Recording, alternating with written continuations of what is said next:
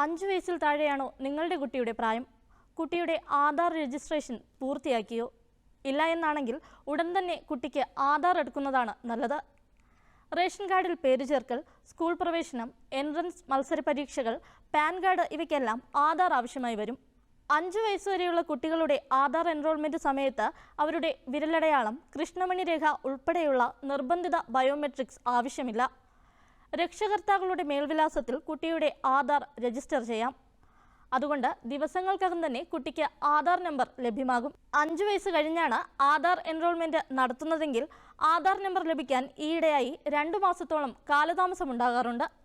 കാരണം 5 വയസ്സ് കഴിഞ്ഞാൽ ബയോമെട്രിക്സ് രേഖകളെല്ലാം പ്രോസസ്സ് ചെയ്യേണ്ടതുണ്ട്. സ്കൂളിൽ കുട്ടിയെ ചേർക്കാൻ പോകുന്ന സമയമാകും ആധാർ ആവശ്യമായി വരിക. പെട്ടെന്ന് ആധാർ എൻറോൾമെൻറ്റ് അപേക്ഷ കൊടുത്താലും കിട്ടാൻ 2 മാസം വരെ എടുത്തേക്കാം. അതുകൊണ്ട് എന്തിനു നീട്ടിവെക്കണം?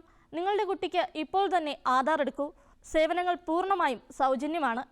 5 വയസ്സിന് ശേഷം കുട്ടിയുടെ ആധാർ ബയോമെട്രിക്സ് പുതുക്കാനും മറക്കരുത്.